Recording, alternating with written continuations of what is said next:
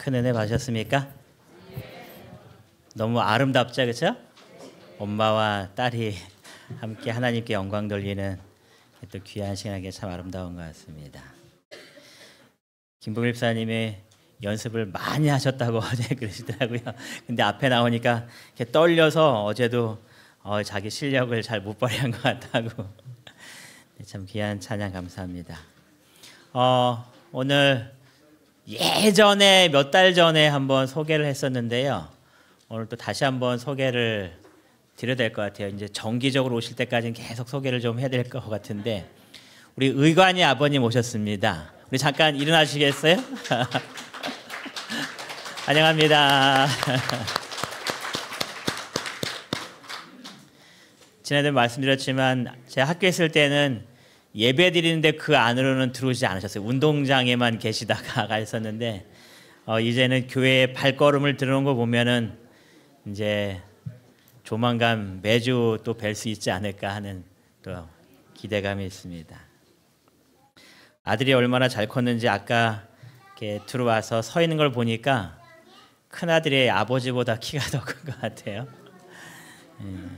어쨌든 반갑고 환영합니다. 여러분 그 잘 되는 식당이나 잘 되는 카페는 뭔가 좀 다른 게 있을까요? 네, 다른 게 있어요, 그렇죠? 산 꼭대기에 있어도 잘 되는 집은 잘 될까요? 네, 잘 되는 집은 잘 됩니다.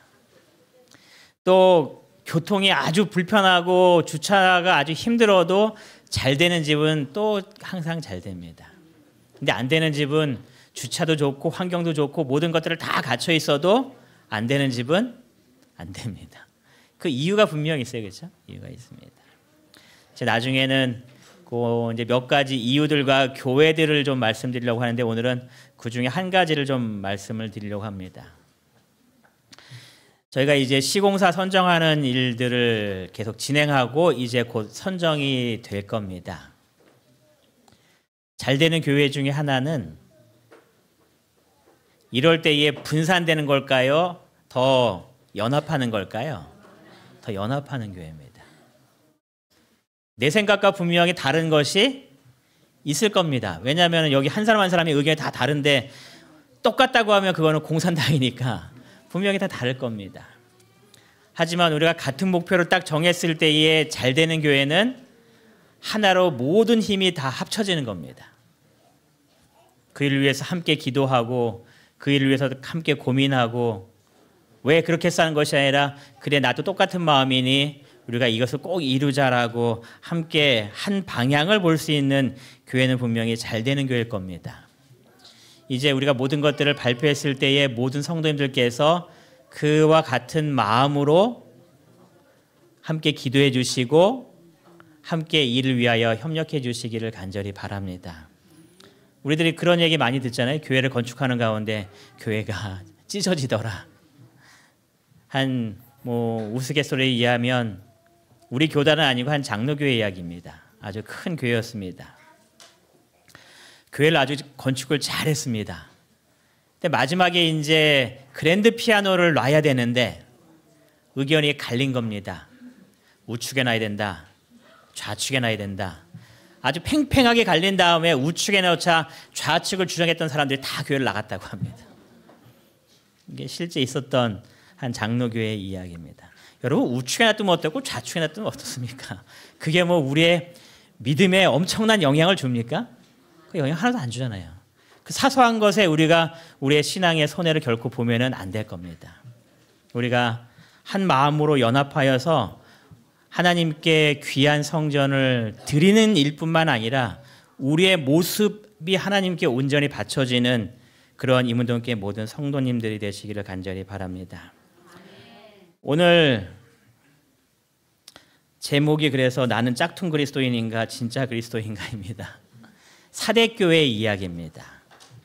사대교회 보낸 이 권면의 말씀을 보는 가운데에 우리의 마음속에 정말 나는 그리스도인인데 하나님 보시기에 또 이 세상 사람들이 보기에 진정한 그리스도인의 모습인지 아니면 그리스도인의 모습은 보이는 것 같은데 그리스도인이 아닌 짝퉁 그리스도인지에 대해서 이 사대교회 말씀을 통해서 한번 좀 살펴보려고 하는데요. 다 같이 요한계시록 3장 1절부터 6절까지에 있는 말씀을 같이 한번 찾아서 교독하도록 하겠습니다. 요한계시록 3장 1절부터 6절까지에 있는 말씀인데요. 제가 홀수절을 읽고 우리 성도님들께서 짝수절을 읽어주시면 감사하겠습니다. 요한계시록 3장 1절부터 6절입니다. 사대교회의 사자에게 편지하라.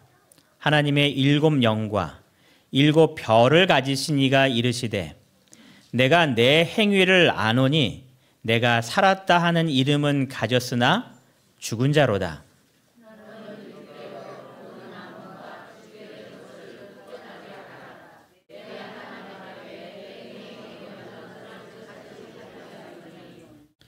그러므로 내가 어떻게 받았으며 어떻게 들었는지 생각하고 지켜 회개하라.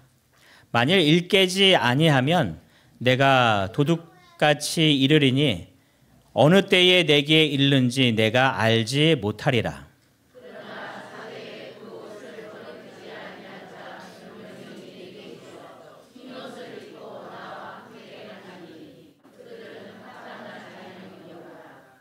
이기는 자는 이와 같이 흰 옷을 입을 것이요 내가 그 이름을 생명책에서 결코 지우지 아니하고 그 이름을 내 아버지 앞과 그의 천사들 앞에서 시인하리라. 귀 있는 자는 성령이 교회들에게 하시는 말씀을 들을지어다. 아멘. 우리가 지금 7교회에 대해서 쭉 살펴보고 있는데요. 오늘 나눌 이 사대 교회는 5번째에 해당하는 교회의 모습입니다. 이 사대 교회는 내륙 지방에 있었고 작은 지역이지만 굉장히 부유한 지역이라고 이야기를 해요. 그래서 역사학자들이 쓴 기록을 보면 이 사대 교회가 있던 이 지역에 이렇게 사금이 많이 나왔다고 합니다. 그래서 사람들이 이렇게 물을 흘러갈 때 거기서 금을 이렇게 얻게 되었고 뭐 그런 여러 가지 것들로 인하여서 꽤 부유했던 지역이라고 이야기합니다. 또한 이 위치적으로 이 사대 교회가 있었던 이 사대 지역은 해발 2000m 높이에 해당되는 그 지역이라고 이야기합니다. 그러니까 누군가 여기를 점령하기 위해서 오는 것도 그렇게 뭐 쉬운 일이 아닐 뿐더러 이 고지대에 있을 뿐만 아니라 이 특별히 도시를 형성했던 이 지역은 이 삼면이 다 절벽으로 둘러싸여 있었기 때문에 이 성을 오르는 것은 쉽지 않았다고요. 이 가파른 절벽이 한 30m의 높이로 된 그 높이에 이제 도시가 형성이 되어 있는 겁니다. 그러니까 뭐 쳐들어와도 잘만 버티고 있으면 뭐 큰 문제 없이 적군들을 물리칠 수 있는 그런 아주 천연 요새로 이루어진, 그래서 학자들이 말하기를 난공불락의 성이다. 마치 여리고처럼 그런 성이었다라고 이야기합니다. 그런데 역사상 이 사대 지역이 2번 정복당했다고 합니다. 근데 그 기록을 보면 어떤 내용이 있냐면 이렇게 절벽을 어떻게 막 기어 올라가서 이 성 안으로 들어갔는데 이 보통 성벽에 누가 있어야 돼요? 이 보초 파수병도 있어야 되잖아요. 그런데 올라가 보니 파수병이 없었더라는 겁니다. 그러니까 이 지역에 안에 있는 사람도 여기는 못 올라와, 그러니 지켜봐야 별 의미가 없다라고 생각해서 잘 안 지켰다는 겁니다. 근데 어떻게 정복됐는지에 대한 역사의 기록에 보면 그래도 뭐 몇 명의 파수꾼들이 있었을 거 아니에요? 그래서 이렇게 낮 시간대에 이렇게 지키고 있다가 이렇게 가만히 적들이 바라보고 있는데 한 사람이 자기 이렇게 그 헬멧이라고 하나 이렇게 모자를 이렇게 떨어뜨린 거예요. 그래서 이 군사가 그 모자를 찾기 위해서 절벽으로 내려오는 것이 아니라 이 위에서 밑에까지 연결된 비밀 통로 같은 그런 올라갈 수 있는 그런 길을 따라서 내려온 거를 적군들이 본 겁니다. 그래서 저녁에 아무도 없을 때 올라가서 이 지역을 점령하는 그런 일이 있었다고 합니다. 그래서 이 사대교회의 이 모습은 정말 모든 것들이 평안하고 그냥 다 안정되어 있어서 특별히 걱정할 게 없었던 그런 어떠한 시대적 모습이라고 이야기하고 있는데요. 7교회의 시대별 상징을 이렇게 말씀드렸습니다. 초대교회와 박해시대와 세속화시대와 암흑시대다. 여러분들에게 이것을 계속 보여드리는 이유는 여러분이 나중에 다니엘과 계시록을 공부할 때에 이 시대적 연도의 구분을 명확하게 머릿속에 알고 계셔야지만 이해하는 것이 훨씬 더 빠르기 때문에 그렇습니다. 이 사대교회에 해당되는 시대는 종교개혁시대라고 이야기합니다. 1517년부터 1798년까지라고 이야기합니다. 일반적으로 말할 때에 두아디라와 사대교회 시대를 하나에 합쳐서 이야기합니다. 538년부터 1798년까지. 왜 538년부터 1798년까지 하나로 묶을까요? 로마 교황권이 쓴 이후에 그 세력이 무너지는 그런 다니엘과 계시록의 예언의 연대가 이 교황권과 관련된 연계가 538년부터 1798년까지이기 때문에 그렇습니다. 그런데 이 가운데 1517년이 갑자기 뚝 떨어진 이유는 뭔가 1517년에 놀라운 일이 벌어집니다. 마틴 루터의 95개 반박문을 쿠텐베르크 성당 이 문에 붙이면서 종교개혁이 시작됩니다. 그래서 이 4대 교회에 해당되는 이 시대는 마틴 루터의 종교개혁이 시작되는 1517년부터 1798년까지의 시대로서 이야기를 하고 있습니다. 예수님의 모습을 이렇게 설명하고 있습니다. 하나님의 7 영과 7 별을 가지신 이다. 그게 예수님의 모습이었습니다. 여기에 보니까 공통된 게 2개가 나오죠. 7이라는 숫자가 이렇게 등장을 해요. 왜 7이라는 숫자를 여기다 넣었을까요? 이 숫자가 가지고 있는 상징적 의미가 있는 거죠. 그래서 이런 상징적 의미로서 우리에게 주는 교훈이 있는 겁니다. 이 세상 사람들은 숫자 7을 어떠한 숫자로 이해하냐면 행운의 숫자다라고 이야기하죠. 그래서 럭키 7 이렇게 얘기한단 말이에요. 근데 성경에서의 7이라는 숫자는 좀 다르게 이야기합니다. 이건 어떤 식으로 이야기하냐면은 완성에 대한 의미입니다. 모든 것들이 완전해진다는 것의 의미입니다. 그래서 하나님께서 지구를 창조하실 때에 모든 것들을 다 마치시면서 안식일을 이제 쉬셨는데 그 안식일이 몇째 날이 되는 거예요? 7째 날. 지구를 완성하시고 완전하게 그 모든 것들을 이루셨음을 보여주는 것이 이 안식일의 상징적 의미임을 이야기하는 겁니다. 그래서 7일 동안 지구를 창조하시죠.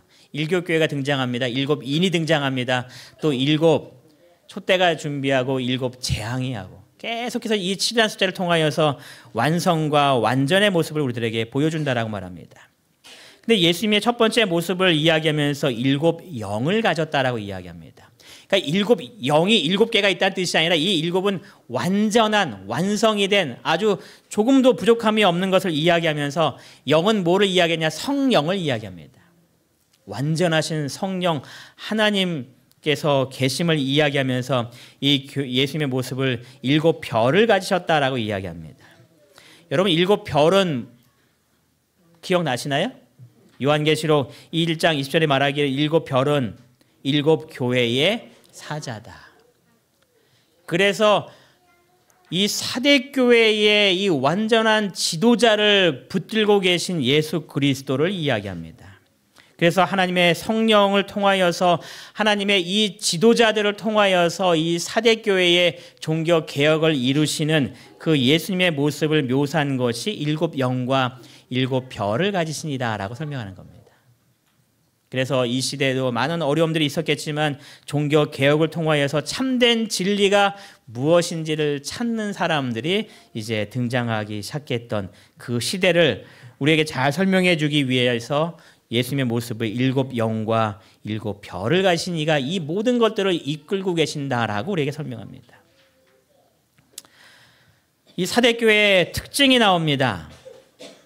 이 4대 교회의 특징이 뭐냐면 칭찬이 보이지 않는 겁니다. 그리고 책망만 가득한 겁니다.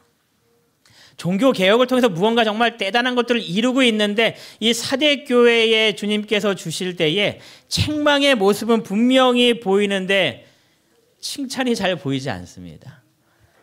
그래서 어떤 사람은 사대 교회에는 책망만 있고 칭찬이 없다라고 말하는 사람들도 있습니다. 그런데 어떤 사람은 굳이 여기서 칭찬을 찾아냈는데 그것이 어떠한 칭찬이냐면 그 옷을 더럽히지 아니한 자가 몇 명 있다. 이것이 이제 칭찬이라고 이야기합니다.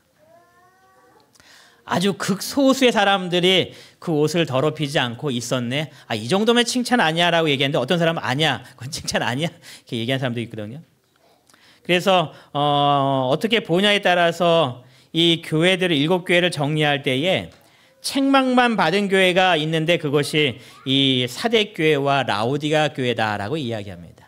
그런데 이 4절에 있는 말씀은 아니야. 이거 칭찬이 하면은 책망만 받은 교회는 어느 교회밖에 없어요? 라오디게아 교회 하나밖에 없다. 이렇게 이해하시면 됩니다. 책망은 없고 칭찬만 받은 교회가 2군데 있었습니다. 기억하십니까? 어느 교회 어느 교회? 앞에서 2번째, 뒤에서 2번째. 앞에서 2번째니까 에베소, 서모나. 뒤에서 2번째니까 라오디게아 교회, 그다음에 빌라델비아 교회. 이 2교회가 칭찬만 받은 교회입니다. 아주 어려운 시대에 하나님을 위하여 모든 것들을 정말 했던 그런 교회의 모습으로서 서모나와 빌라델비아 교회가 칭찬을 받습니다. 이 사대교회의 모습은 어떠했는가라고 이야기하면서 계시록 3장 1절은 이렇게 기록을 이야기합니다. 살았다 하는 이름은 가졌으나 어떠한 자래요? 죽은 자라고 이야기합니다. 사대 교회에 대해 설명하면서 그 사람들은 다 어떠한 이름들을 가지고 나는 어떻다고 생각하냐면 나는 살았다 하는 이름을 가지고 살아있는 사람들로서 생각하며 살고 있다는 겁니다. 그런데 실상 그들의 모습을 바라보니 그들은 어떠한 자라는 거예요? 죽은 자라는 겁니다. 근데 가장 큰 문제는 어떠한 문제냐면 자신이 죽은지를 알지 못하고 있다는 겁니다. 이 죽었다는 개념을 이 2가지로 설명을 합니다. 첫 번째는 정말 숨이 끊어진 상태라고 말합니다. 그런데 이 사대교회의 이 모습은 숨이 끊어진 상태를 이야기하는 것은 아닙니다. 그래서 이 죽은 자의 2번째 상태를 어떻게 말하냐면 예수님과의 거리가 멀어져서 영적으로 죽어있는 상태다라고 말합니다.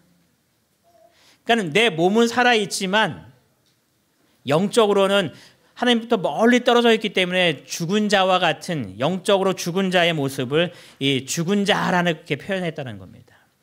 그래서 이 사대교회의 모습은 어떠한 모습이냐면 살았다 하는 이름을 가졌으나 영적으로 어떠한 상태에 있다는 거예요? 죽었다는 겁니다. 그리스도인이라고 분명히 말하고 있지만 그들의 삶은 그리스도인이 아니다라고 이야기하는 겁니다.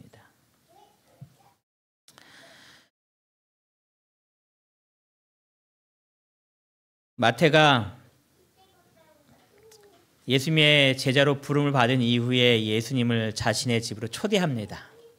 그래서 예수님께서 그 초대에 의해서 마태의 집에 가서 식사를 하러 이렇게 앉아 있는데 바리새인들이 예수님을 비난하기 위해서 그 집에 와서 이렇게 쭉 봅니다. 근데 가만히 보니까 이 마태의 집에 앉아 있는 사람들이 다 누구만 앉아 있어요? 세리와 창기와 뭐 그 동네에 죄인이란 죄인들은 다 몰려 있는 겁니다. 예수님의 제자한테 그러죠. 너희의 선생님은 왜 저 죄인들과 함께 앉아서 밥을 먹느냐? 그 당시에는 죄인들과 함께 자리에 앉아 있는 그 자체만으로도 죄인이라 취급받았기 때문에 그렇습니다. 그 이야기를 들으시고 예수님께서 뭐라고 말씀하시냐면 건강한 자에게는 의사가 쓸데없고 병든 자에게라 쓸데있다. 즉 여기 있는 사람들은 다 누구란 이야기예요? 병자이기 때문에 의사는 내가 지금 이들에게 와서 이들의 병을 치료해주고 있다고 표현하는 겁니다. 그런데 너희는 병자냐 의사냐고 너희는 병자냐 아니면 건강한 사람들이냐고 오히려 그들에게 되묻는 겁니다.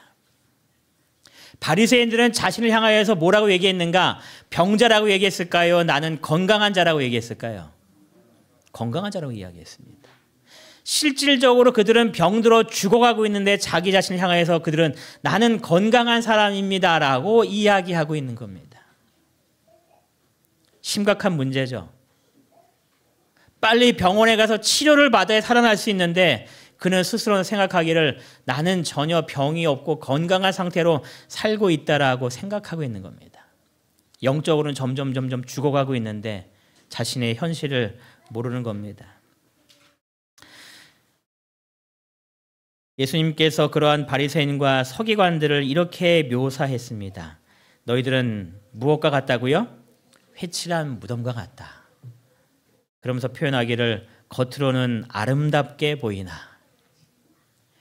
외형적으로 비춰지는 모습은 참 예쁘고 아름답다라는 겁니다.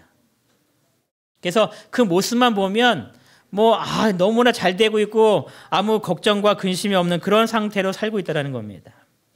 또 마가복음 11장 13절에 보시면 예수님께서 이 마지막 순환주간을 보내시는 가운데 이 무화과 나무 곁을 지나시면서 이렇게 하셨습니다. 멀리서 잎사귀 있는 무화과 나무를 보시고 혹 그 나무에서 무엇이 있을까 하여 가셨다. 이 무화과 나무에 잎이 풍성하다는 이야기는 열매가 있다는 이야기라고 합니다. 그래서 예수님께서 아주 풍성하고 보기에 아름답게 보이고 무언가 있어 보이는 그 무화과 나무에 주님께서 가까이 가신 겁니다. 외형적으로는 전혀 문제가 없어 보이는 겁니다. 다 만족할 만한 그런 상태에 있는 겁니다.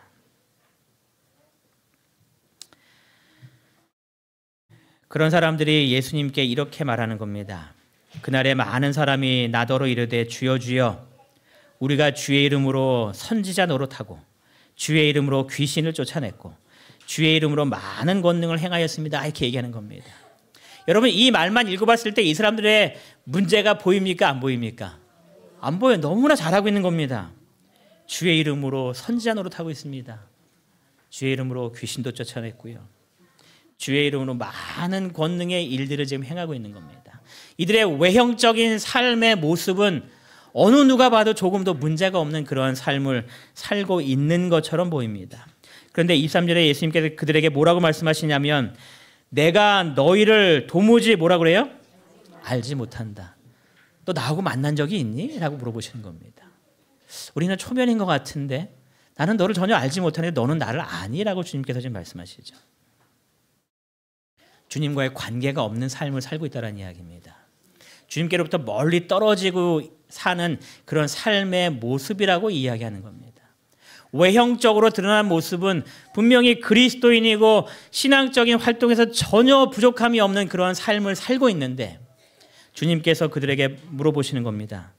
내가 너를 도무지 알지 못하는데 너는 도대체 누구니? 회칠한 무덤에 대해서 이렇게 묘사했습니다. 그 안에는 죽은 사람의 뼈와 모든 더러운 것이 가득하구나. 겉으로 드러난 모습 속에서는 전혀 문제가 없는 그리스도인이었지만 그 안의 모습은 하나님께서 보시기에 아름다운 모습이 아니었다는 겁니다. 무화과 나무를 보시고 예수님께서 풍성한 잎사귀를 보시고 그곳에 갔을 때에 성경은 기록하기를 잎사귀 외에는 아무것도 없더라라고 이야기합니다. 그것이 사대교회의 모습이라는 겁니다. 살았다 하는 이름은 가지고 있으나 실상은 지금 어떤 사람이라는 거예요? 죽은 자라는 겁니다. 내가 그리스도인이라는 이름으로 외형적인 면에서는 조금도 부족함 없이 그리스도인이라 불리고 있지만 실제적인 나의 삶은 그렇지 않은 삶일 수 있다라고 우리들에게 지금 이야기하는 겁니다. 여러분과 저의 모습은 어떠한 모습입니까? 여러분과 저는 살아있는 자인가요? 아니면 죽은 자인가요? 나의 신앙의 삶의 모습을 한번 뒤돌아보시기 바랍니다. 지금까지 나의 삶의 모습은 외형적인 것과 내면적인 모습이 주님께 온전히 바쳐진 그런 살아있는 그리스도인의 모습이었는가? 아니면 외형적으로는 문제가 없지만 내면적인 문제에 있어서는 문제가 심각했는가? 1893년 리베 헤럴드지에는 이렇게 기록합니다. 영의 생명이 없는 자들의 이름들은 교회의 농명책에 많이 기록되어 있지만 그들의 이름은 어린 양의 생명책에는 없다. 여러분들의 이름이 어디에 적혀 있는 게 더 중요할까요? 교회 농명책에 기록되어 있는 게 더 중요할까요? 어린 양의 생명책에 기록되어 있는 것이 더 중요할까요? 어린 양의 생명책이죠.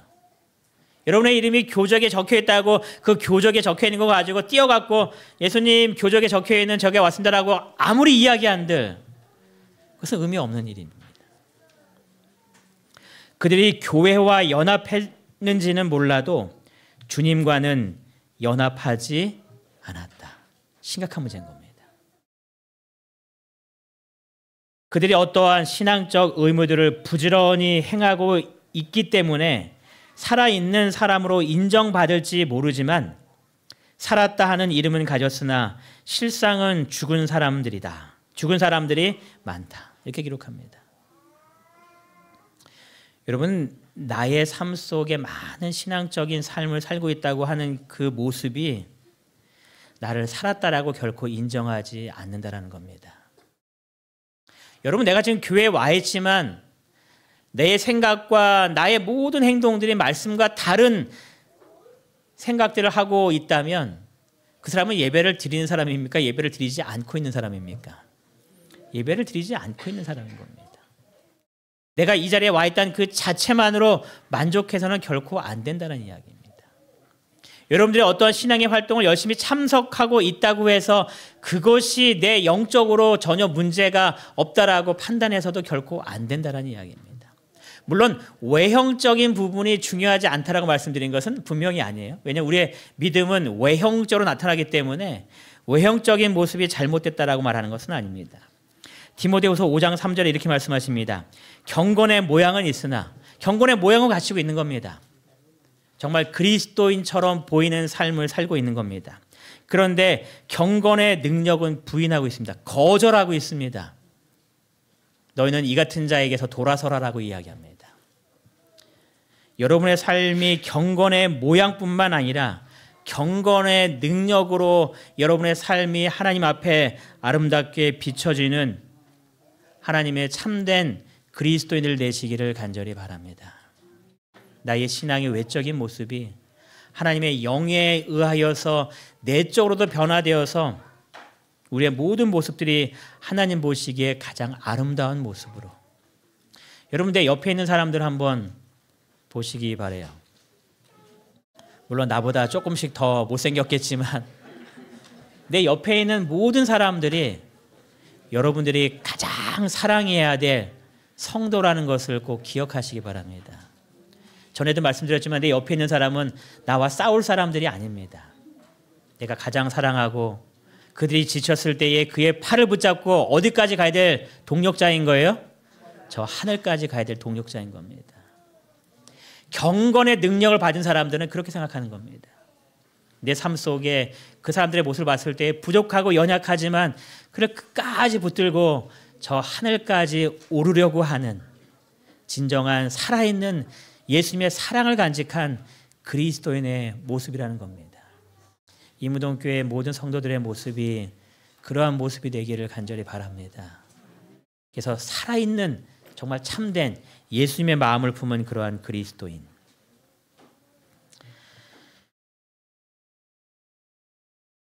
살아있다라는 그 개념은 좀 두 가지로 좀 이야기를 좀 했어요.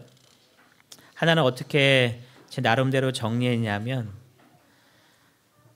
외형적인 모습뿐만 아니라 내면적인 그런 그리스도인의 모습을 갖추고 있는 사람. 또 두 번째는 말만 하는 그리스도인이 아니라 말이 행동으로 이어지는 그리스도인. 이것이 진정으로 살아있는 그리스도인이 아닐까. 근데 예수님께서 이러한 말씀을 하셨습니다. 누가복음 14장 26과 27절 같이 한번 읽어보겠습니다. 시작. 물은 내게 오는 자가 자기 부모와 처자와 형제와 자매와 더욱이 자기 목숨까지 미워하지 아니하면 능히 내 제자가 되지 못하고 누구든지 자기 십자가를 지고 나를 따르지 않는 자도 능히 내 제자가 되지 못하리라. 이 말씀을 가지고 한 신학자가 이렇게 이야기했습니다. 아직도 수많은 사람들이 예수의 경고를 무시하고 있고 예수님을 따르는데 얼마나 많은 대가가 필요한지 단 한 번도 숙고해 보지 않은 채 그분을 따르기 시작한다. 그 결과 기독교 세계는 소위 명목상 그리스도라는 매우 수치스러운 이름을 얻게 됐다. 여러분, 우리가 하나님의 말씀을 쭉 살펴보는 가운데에 말로만 하는 그리스도인의 모습을 갖는 것이 아니라 그것이 어렵고 예수님의 삶을 따라가는 것이 정말 많은 대가가 필요할지라도 주님을 끝까지 따라갈 수 있는 말과 삶이 일치하는 그러한 그리스도인이 되시기를 간절히 바랍니다. 그래서 우리가 서로 사랑하자라고 얘기할 때에 정말 내 옆에 있는 사람들을 정말 사랑하고 어려운 이웃을 도와줘야 된다라고 말할 뿐만 아니라 정말 내 옆에 있는 어렵고 지치고 힘든 사람들에게 주님의 사랑을 더 많이 펼쳐져 보이고, 제가 나중에 성서할 때 말씀을 다시 한번 자세히 드리겠지만 하나님의 사랑이 가득한 사람은 반드시 뭐를 하게 되어 있는가? 하나님의 율법을 반드시 지킬 수밖에 없게 된다라고 이야기합니다. 이게 성서에서 배우는 이 하나님의 율법의 모습 중에 하나로서 이야기하는데요. 하나님을 진정으로 정말 사랑하고 마음속에 사랑이 가득한 사람이 내 옆에 있는 형제를 사랑하지 않을 수는 없다라고 이야기합니다. 그러니까 말과 행동이 일치하는 그리스도인의 모습이라는 겁니다. 그것이 진정 살아있는 그리스도인인 겁니다. 이문동교회 모든 성도님들은 살아있는 진짜 그리스도인들이 되시기를 간절히 바랍니다. 이 사대교회 보면은 살아있는 이름을 가졌으나 죽은 자라고 말했는데 정말 희망이 없어 보이는 그 가운데에 주님께서 희망의 말씀을 주십니다. 너는 일깨어 그 남은 바 죽게 된 것을 굳건하게 하라라고 이야기합니다. 여기서 일깨어라는 얘기는 어떠한 표현이냐면은 각성하고 이제 깨어야 된다라는 표현입니다. 자다가 깰 때가 되었다라는 그 뜻입니다. 나의 모습을 이제 좀 깨우치라는 이야기입니다. 우리에게 주님께서 죽어가는 그런 사대 교회의 모습을 보면서 포기하시는 것이 아니라 우리들에게 희망의 기별을 던져주면서 야, 너 지금 빨리 일어나서 내 모습이 어떠한지를 좀 깨닫고 그 남은 바 죽게 된 것을 굳건하게 붙들어서 다시 살아나야 한다라고 우리에게 이야기하시는 겁니다. 주님께서 오늘 우리들에게 이러한 말씀을 하시는 겁니다. 빨리 일깨우라고. 내 자신이 어떠한 모습인지를 빨리 깨어서 깨닫게 되라고.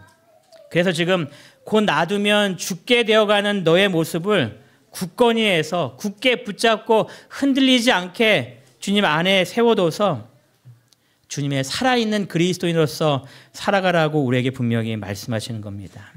그러면서 3절에 이렇게 남은 바 죽게 된 것을 굳게 하는 삶을 이야기합니다.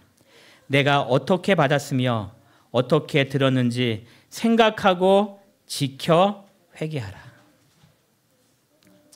주님께서 나에게 주신 말씀의 은혜들을, 하나님께서 주신 축복의 은혜들을 내가 얼마나 많이 받고 살고 있는지를 생각하라라는 겁니다. 내가 말씀을 들은 것을 생각하라는 겁니다. 이 생각하라는 이 뜻에는 단순히 회고를 말하지 않는다라고 말을 합니다. 이 생각한다라는 이 뜻을 우리들에게 어떻게 더 추가적으로 말씀하고 있냐면 이 의미를 이렇게 설명합니다.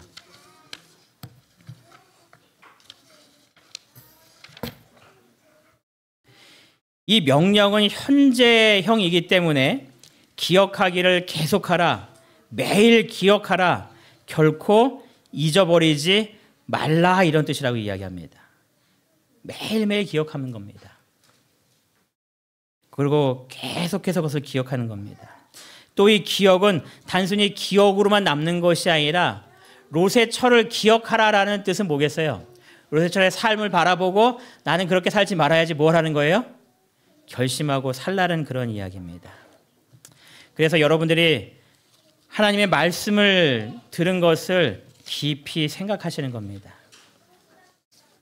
여러분이 매일매일 읽는 성경의 말씀을 생각하실 뿐만 아니라 화요일과 금요일과 안식일 날 들은 설교 말씀을 또한 생각하시는 겁니다. 그러면서 내가 어떻게 살아야 하는지, 하나님의 말씀이 나를 어떻게 인도하고 있는지 생각하면서 그 말씀대로 살려고 그 하루하루를 살아가시는 겁니다.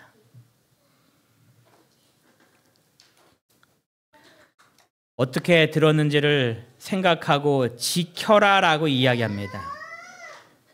지키란 말을 이렇게 표현하고 있습니다. 내 마음속에 깨달음을 준 말씀을 내 삶 속에 순종하는 것이다. 이것이 지키는 것이라고 이야기합니다.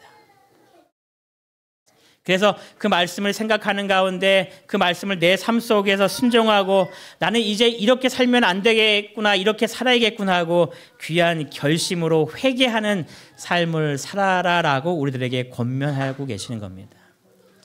여러분들 신앙이 어떠한 모습인지를 한번 곰곰이 생각해 보시기 바랍니다. 내가 정말 외형적인 모습과 내면적인 모습에 있어서 진짜 그리스도인이라고 불릴 만한 그러한 삶을 살고 있는지, 혹 여러분의 삶 속에 부족하다면 주님께서 우리에게 주신 것처럼 일깨워서 그 남은 바 죽게 된 것을 굳게 하여서 주님의 말씀을 붙드시고 말씀 가운데 순종하며 실천하기 위하여 주님께 더욱더 간절히 기도하시는 가운데 살았다 하는 이름을 가졌으나 죽은 자라고 평함을 받는 것이 아니라 살아있는 이름을 가지고 살아서 생활하고 있는 주님의 백성이라는 칭호를 받으시는 여러분과 제가 되길 바라면서 오늘 말씀을 마치겠습니다.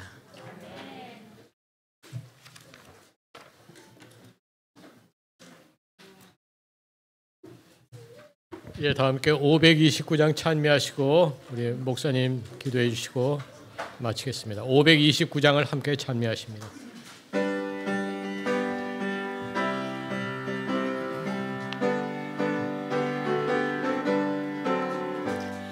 주의 친절한 발에 안기세 우리 마음이 평안하리니 항상 기쁘고 복이 되겠네. 영원하신 발에 안기세 주의 발에 영원한 발에 안기세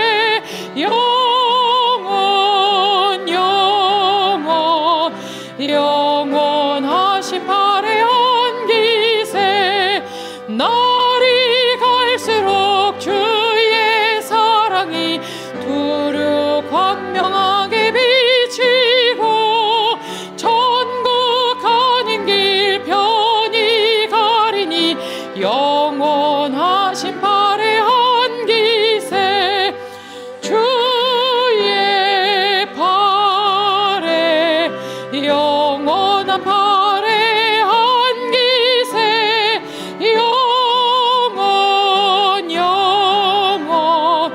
영원하신 발에 안기세 주의 보좌로 나아갈 때에 기뻐 찬미 소리 외치고 겁과 두려움 없어지리니 영원하신 발에 안기세 주의 발에 영원한 발에 안기세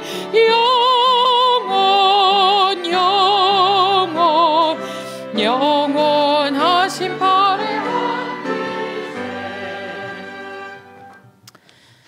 저희를 사랑하신 하나님 아버지, 우리 모든 성도들의 삶이 주님의 큰 사랑 속에 감동되어 그 사랑을 우리 주변에 실천하며 또 주님의 말씀대로 순종하며 사는 살아있는 진정한 그리스도인 되게 인도하여 주시어서 주님께 영광 돌리는 주의 백성 되도록 인도하여 주시기를 저희를 사랑하시는 예수님의 이름으로 기도드리옵나이다. 아멘.